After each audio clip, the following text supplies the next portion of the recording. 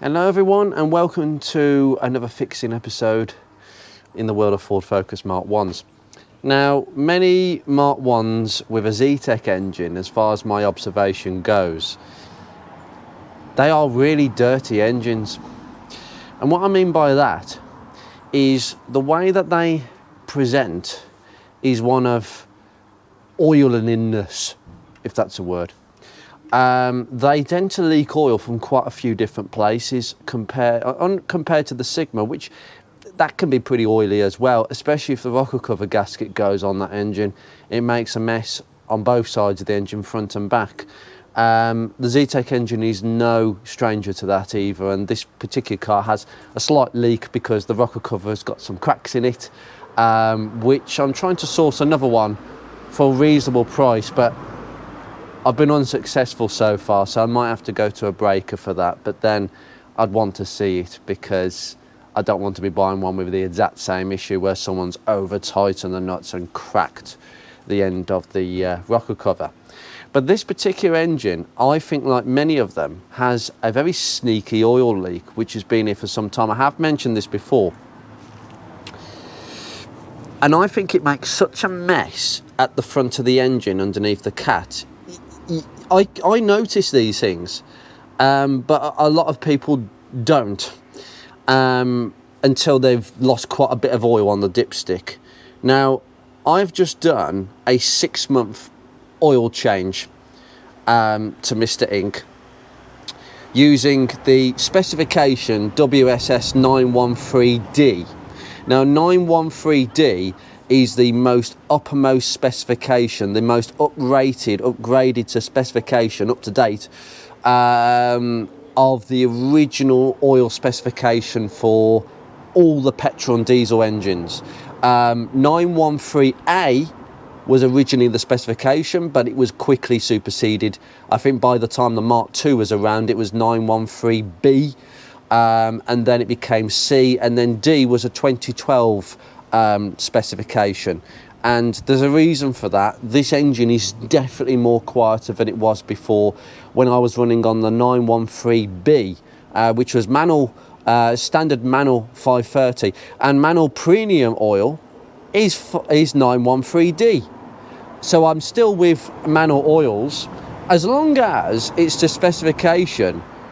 There's no issues. And by the way, people that argue, well, I'll go with Castrol and I swear that's better. Well, that's a good thing, but it's not going to be any better than the oil that I've put in this. There's a bit of snobbery towards these kind of oils. I've standardised on manual for a long time. They are reasonably priced. I change my oil frequently. And 913D is supposedly for long service intervals. But to cut a long story short, it doesn't matter what brand of oil it is. If it is to specification, then they're exactly the same. The oil that I've put in this, which I'm not being funny, for 5 litres it was £20. Now, I'm not being funny, you could pay £45 for Castrol and a few other brand names for the same specification. It doesn't do anything better. As long as it's to the same specification, then it's got the same additives in it. It's got the same formulas in it. It's just branding, it's marketing. You're wasting your money. So just top tip on that one. What it might have done is slowed an oil leak at the front. Now, the oil leak in question for this video is the dreadful breather box that sits behind this cap manifold assembly. I'm going to see how much I have to take off. I've got all the gaskets, including exhaust manifold. I might just change the exhaust manifold gasket while I'm here. I might as well, and I'll see how willing the bolts are to come out. I'm hoping they'll be okay. I have done a little bit of due diligence, but the entire cat pipe's going to have to come out, because I'm just going to bring you in under here and I'll show you what exactly the problem is. So the oil leak, there's a bit of light there. The oil leak is coming from the back there where that breather box is. You're going to see this more clearly when I take everything off, and it's leaking down. It was leaking under the sump under this side, but it's actually reduced. I'm really pleased. I think it's the oil changes I've done, and I do believe that changing the oil, strangely, it's all got these moisturising properties and additives in to keep the seals from leaking. I do believe that. So we are going to have to take this cap pipe off, which goes to this flange here. We've got some, I think, 17mm bolts with a nut. This flexi pipe has been changed previously. It's only part of the exhaust that's been changed some years ago, but these bolts do move. You're going to have to wire brush them up, lubricate them. I've got a new gasket for that. You have to disconnect. I'll do this now. Disconnect this sensor lander. Yeah, because you're going to come off, Sonny. Okay. We've got to get this bracket off. There's a bracket that holds this cat steady. You've got a bracket here which sort of links to this flange here. You've got two 13mm bolts linked to the back of the engine. You've got another bracket here. How many brackets do you need to keep this cat steady? I suppose they were a bit worried about cracks in... Well, this is probably the reason why they never crack on their joints, because they're never under stress, because it's very well clamped. You've got a couple of 10mm here. Make sure they crack off. We'll take the front ones out. We'll take this front piece off, and then we're going to have a look at that up there. Yeah, so the culprit in question, and I can show you this now on camera, is this gasket here. So that gasket is a severe fault with these engines. I don't know why they leak so badly, but it's just a crushed gasket. This is applicable for silver or black top engine. No issues really here. So yeah, that's the infernal gasket we're having to change today. You will need, obviously I've got a flange gasket, I'm awaiting an exhaust gasket. You're going to need this as well. This is the, believe it or not, that's an exhaust gasket. That is the seal, the gasket, crush gasket between the cat downpipe and the manifold. This goes between the two. It's like a crush O-ring. Very interesting, that. And you're also going to have to order more of these. Now these are M6 by 10mm nuts. Why have I ordered these? Well, it's got to do with this. You are going to probably need to wire brush them. There's 1, 2, 3, 4. I tell you what, some people have had to sadly butcher their heat shields because of this. I think this is why there's so many missing. Although mine has got a bit of rust on this side, it's in serviceable condition, and I'm going to try. I don't want to be driving without it. It doesn't look right. There's so many of the ST170 engines, and these are hard to get now. You can only get them second hand, and I don't want to bust it because there's a reason why it's here. So try and get one if you're missing one, and all you need is M6 by 10mm nuts. They're cheap, so just go and grab some. I've got a load of them. So I managed to undo these with the help of my rounded nut socket, and these were starting to round, and what they do, they bite into the socket, they bite into the nut and they turn it. Now I can get these off with a 7mm just about. So no problems there. We're going to have to move a few bits and pieces around, but hopefully I'll go through that. Obviously this is another one that I'm going to have to disconnect. Just put it out. Oh, it's reluctant to come out, that. I'll try that in a second, but it's a bit stiff. But anyway, nice and loose, fantastic. You might have to like penetrating spray. You might even have to get a bit of heat on here. And yes, you might have to employ maybe a blowtorch in a controlled way. They're very small, so they're not under much pressure. So that's 2. Might need a short socket for them. Very short socket just to get these. There we go. These are awkward because they kind of point down. Now, to get this heat shield off, you can't do it by just lifting it. And I realised that just now. So what you have to do is take this little bolt out for the power steering pipe. It just comes out with that little clamp. Where my magnetic tray's gone, I forgot that. You've got to do it on the other side as well. And just sort of generic clamps. If I take that bolt out, oh, it magically appears. Would you believe it? Continuity. Now, I'm just going to take that off. This has got a bit of piece of rubber here. I've seen these clamps used before on power steering pipes on a Mark 1. You've got the metal collar, keep that together, and then you've got the rubber bushing. Just tend to cause a little bit of surface corrosion, but it's not anything extreme. Now I'm going to have to possibly take that out, potentially. Yeah, so I would probably take that bolt out, potentially. Let's see how much play. See, there you go. That is nice and free, but I might have to take that bracket out, we'll see. And then you've got a lot more play now, so you can sort of manoeuvre that around. In fact, if I just pull that up a little bit, just be careful of what you're pulling against. That's what you don't want. See, I'm going to lean that there. It should give me enough room to just pull that out. Well, this is an absolute palaver to get this out. So, my tip is, pull the pipe absolutely forwards. You're going to have to bring this end outwards first. You could see some corrosion on that side. I'll show you that in a second. And then this side, which kind of levers out. There we go. It will just about... There we go. Wow, that is a lot of corrosion on that side. You see, that side's the hardest bit because it curls round. But goodness me, this is what happens to the heat shields. I mean, this isn't... Yeah, it's just peeled back in layers, that is. I'm going to have to just tidy that up just a little bit because that's going to be a tetanus jab. Yeah, okay. I'm going to have to just have a little pick at that and see what I can do about that. Okay. I'll pop that over there. It's serviceable. It's serviceable. When you can't service them is when these become so big that the fittings don't go through. That is also a possibility. Now, excuse me, just get that plug out the way.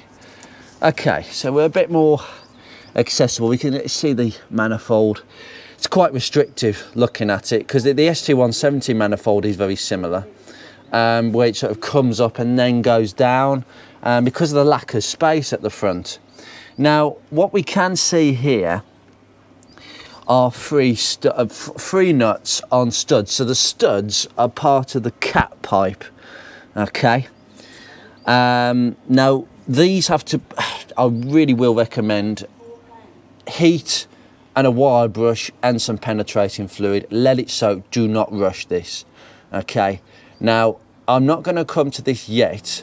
I'm just going to do what I've just said. So, wire brush, bit of penetrating fluid, and we'll see how that does. If not, I've got the blowtorch there. My heat induction tool needs a few more coils. Laugh, laugh. So I've had to go back to the old-fashioned stuff, although I don't want to be firing heat there because of the plastic. There has been a leak from the gasket, like I said, but nothing too much, and it hasn't been burnt on the manifold at all. But it's all going to be cleaned up quite nicely. I'd like to get the manifold off and give that a bit of a clean. I really would, because there's no better opportunity to do this and no excuse. Now, what we're going to do is we're going to undo the bolts at the back of the flange. Good, good, good. Oh, lovely, that's done. You will need a 17mm for this, and these could be original fittings because they don't look old at all. 17mm and a 15mm spanner or another ratchet working against each other. I've used an impact gun. These will be cleaned up quite easily. Okay, and we are free. Okay, yeah, that's seen better days. God, have they reused this? This flexi must have been done years ago before it was laid up. I mean, that's ancient. That is well and truly needed. Wow. Yeah, that's good. Now, the thing is, I've got a feeling that we still need to take this bracket off. So, okay. I'll leave that for a second. We've just got 2 13s where my fingers are. Just get a 13mm, crack them off, and because I can't budge that. Oh, I can just about, but I think that exhaust is properly clamped in. Now, whether I could get that from, I don't want to remove that bracket unless necessary, but I'm not going to fight with it, to be honest. Well, you're going to need a 15mm on an extension and a long breaker bar that you can't see.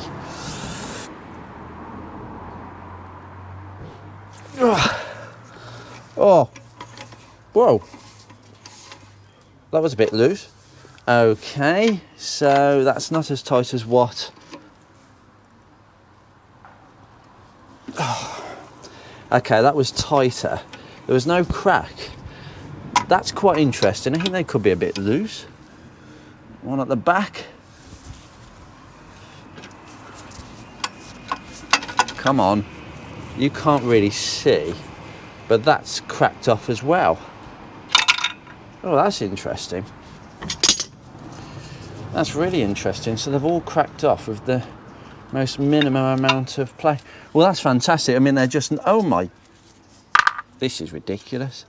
That penetrating spray must have been better than I thought. I mean, it's only plus gas, of course. It is only plus gas, it's the best. I really do not know why people are so obsessed about Bulldog BDX. I think it's a YouTube subscription or promotion thing. I seriously think that stuff is entirely... I mean, it's good stuff, no doubt, but I can't see it being advantageous over plus gas for the price. And I've never had a problem with plus gas, and maybe a bit of heat and a bit of wire brushing and some good old-fashioned techniques. I just don't... I think we existed before Bulldog BDX. And I think we'll exist out afterwards. Okay, I'll brush them up because they're good fittings. They are. They're the original fittings because I can see some of the exhaust fittings. So we've got some nuts down there, and we've got some bolts. That's quite typical. Some of them look a bit rusty, but hopefully they might all crack off. But that will now be free. That's where your O-ring seal is, which you're going to see in a second. Now, I am tempted now to take that bracket off with those 2 10mm. See what happens. Right, 10mm, one there and one on the other side. Now, I'm having to go through this aircon low pressure pipe because I can't get my socket there, so I've had to do a long 10mm and a short extension, so you might have to play around a bit to get to that one. That one's dead easy. And it would just literally, yeah, just hang there, but I'm going to take this whole thing out. I want to try and probably paint it. Okay, that's just the front clamp. Now, we've released a lot of things, but I wonder if I have to do the back clamp. I wonder. Sorry, the lighting is a bit... There's another bolt at the back here, but those studs are free. But I've got a feeling, yeah. What I'm going to do is I'm going to take that bracket out, 2 13s.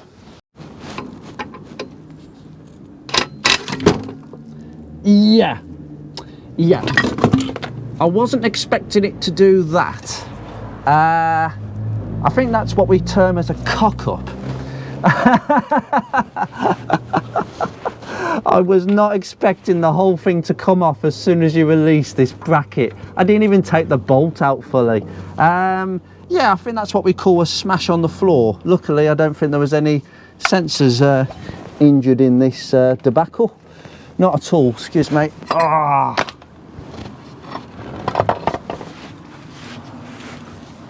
Oh, I think that was a bit of a warning for everyone. That could have actually, well, you could have broken a wire for one of the sensors. Good job. Good job, they're intact. And they're quite strong. I can tell you what, I'm really impressed by that. That's what you want to see in your cat. That is a complete honeycomb structure. Usually that honeycomb structure breaks down, falls into pieces. Yeah. That's why people decat their cars. They actually keep the cat, but they smash it through. What a stupid idea that is. But you can see the original design here with the studs buried in. You're not going wrong. These studs are high quality. So you won't. I don't think you'll ever snap a stud unless you were stupid getting those top nuts off. I'm really impressed. These are expensive, but this is the original cat, and I must hide that from view, because if I leave that out, I no doubt some taxi driver will steal it if he delivers, or delivery people, I should say. Yeah, right, I'm going to leave that there. I'll give that a bit of a clean up as it is. But yeah, we're really in a good position now. Now, in truth, I was debating this before. That breather box is right there now, so I don't need to take the manifold off. But nevertheless, part of this job is doing this. This is the bottom bracket, which I might want to take off, to be honest. It's only I think I've got another 13 now. In fact, if I just... no, it's a 15. Okay, no problem. I'll go and see, because I want to get this off and give this a complete clean at the front. But that's the problem. It's just leaking from the breather box. You can actually see the oil right by the crank sensor, actually. So yeah, I'm going to sort that out. I can't really see much from this position, but yeah, I'm going to sort that out straight away. Manifold, yeah, come on, let's get this off. Okay, right, so if I can try and show you in here, we've got a fair few nuts. We've got about one nut here where my finger is. We've got another one here, another nut on a stud, and another down there. The rest of them are bolts. Couple up here, couple down there, and there's one right round where my fingers are, which I'm going to remove now. They have all cracked off rather nicely. There's the nuts. There's several of them, usually in the middle. I'm just going to kind of just place that there. Now, to get to the one down here, your power steering pipe is completely in the way. The only way of doing it is by slackening this nut here. That will move the dipstick tube. So if I just take that nut out with my finger without dropping the nut, ideally, we can then take that dipstick tube, move that dipstick tube, and move the power steering pipe completely out the way. It will be tight, but it's the only way you can do it, to be honest. I'm just going to pop that back on now. We'll remember where that's come from. A good video reference point. But yeah, it's going to be a difficult one because this pipe is a bit more rigid, but it will give you just a little bit more space to push it sideways without breaking anything, and get that last bolt out. And then you just wind all the bolts out and the nuts. Keep them separate. I'll have to get another tray because I'm running out of space, and it should fall off. Preferably with less falling this time.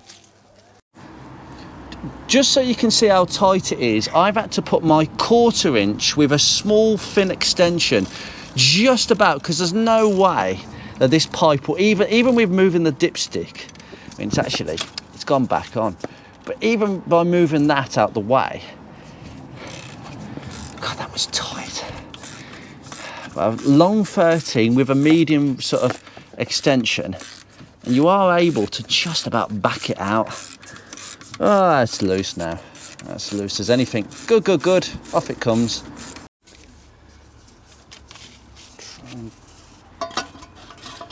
Okay. Oh, come on. There we go. Drop it down the bottom. There we go. Oh, there we go. Lovely. And there we are, the offending bloody article. There's a lot of oil. A lot of bloody oil down there. It's just disgusting. This is the area that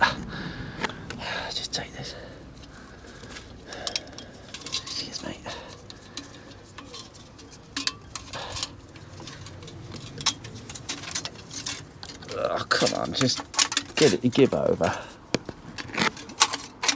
That is held on quite a lot on this side. There we go. Good thing is,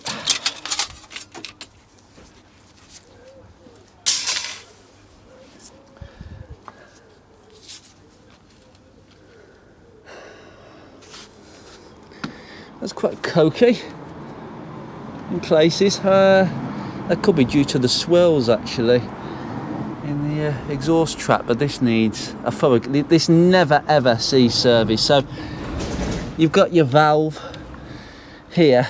The PCV valve pops out. In fact, I could probably demonstrate it here.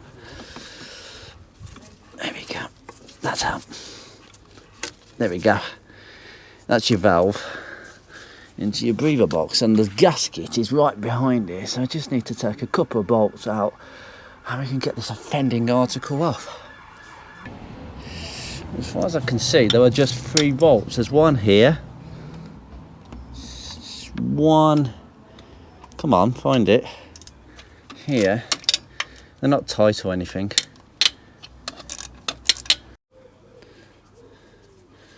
There we go. Almost out now. I think it's worth noting that these little buggers down here, they're short bolt. There's 2 short ones, and this is the long one that goes through there at the top. Now, yeah, straight out. Where's the gasket? That is at fault. Yeah. I think we have our offending article. That is the gasket that is clearly leaking at the bottom. In fact, it looks like it's been punched. And yeah, this needs a bit of a clean, to say the least. But, so it comes out here. Oh, that's interesting. So it goes in the engine block, it goes through there and then obviously passes through there, but it's not supposed to go past there. What a pathetic, dearie me. In fact, I want to wipe this. Just give it a wipe down.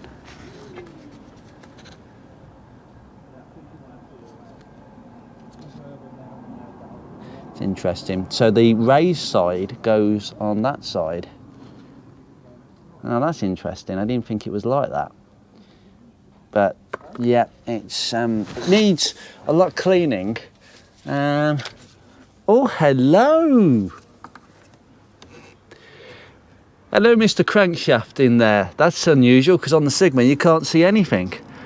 That's interesting. So it just goes directly. There's no actual passageway, not like in the Sigma, whereas you just can't see anything. Oh, hello, it's nice to see a nice looking crankshaft there. Be careful not to drop anything down there. Lovely jubbly, not contaminate the oil. I am going to take that bracket off. I think there's 2 bolts just behind it. And then I'm going to clear off all this. Let me just take this wire for the crank position sensor out of the way. Yeah, this is going to be degreased. There you go. Offending article. And as always, I tend to do a bit of cleaning now, so I'll cut back in probably about a day's time looking at the amount of work I've got.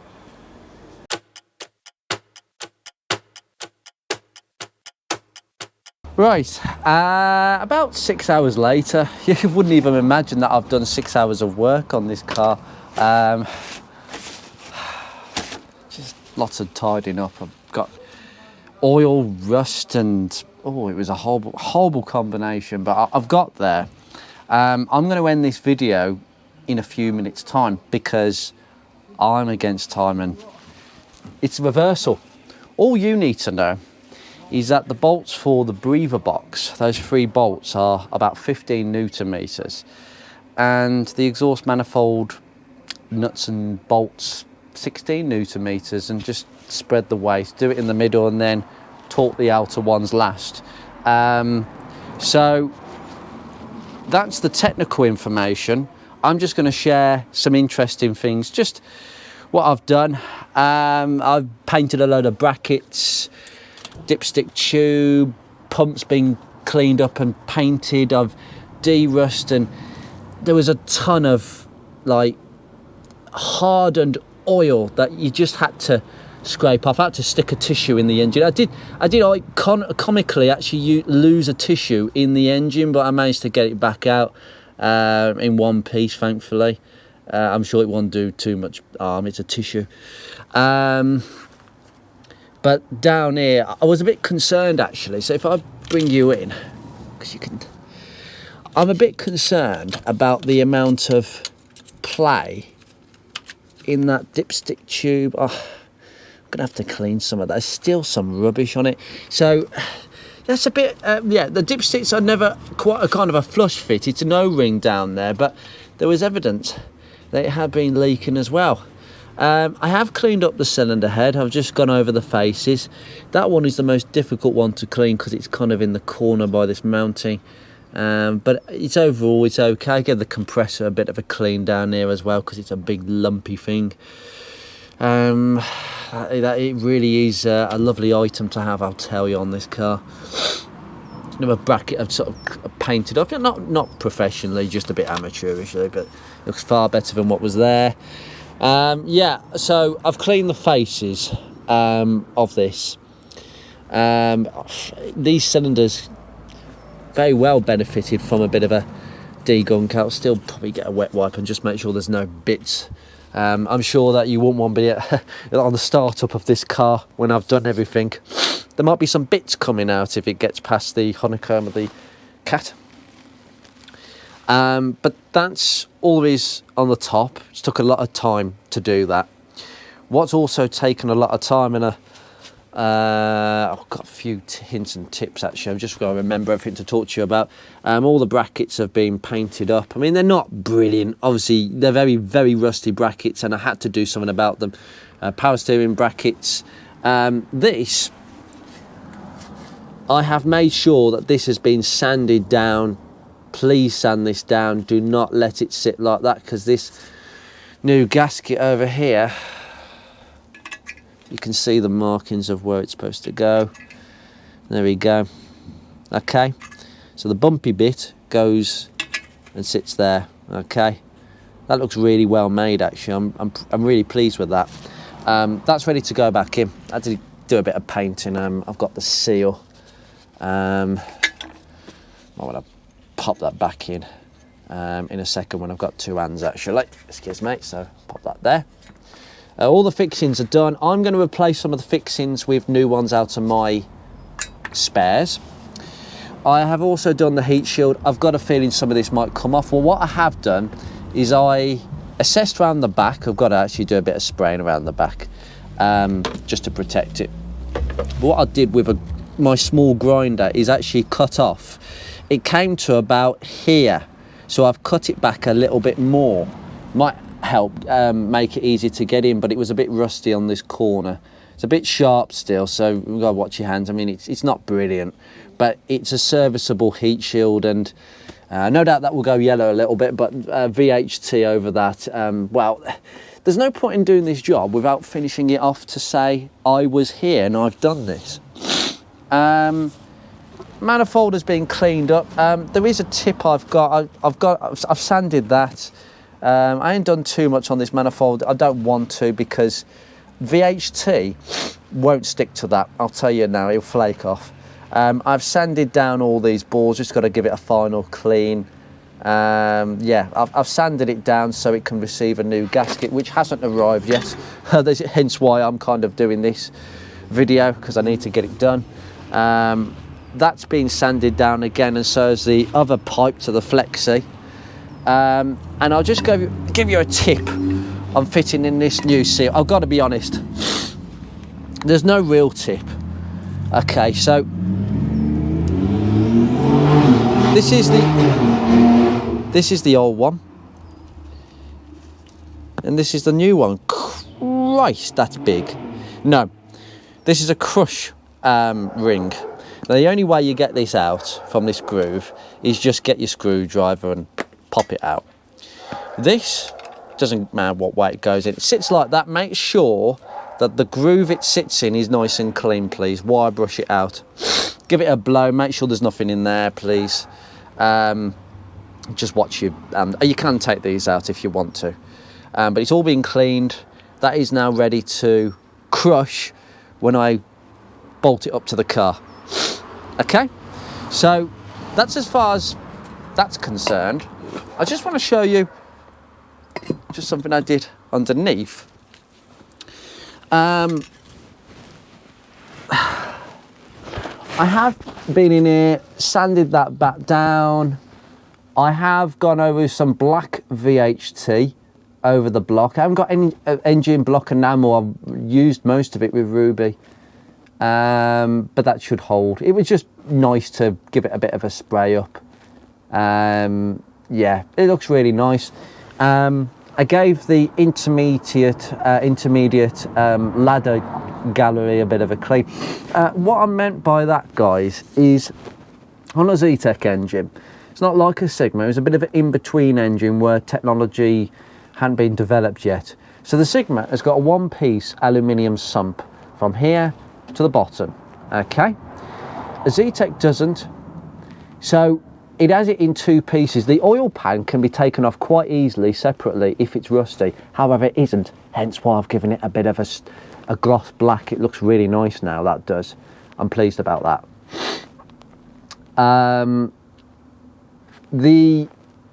This is split into two.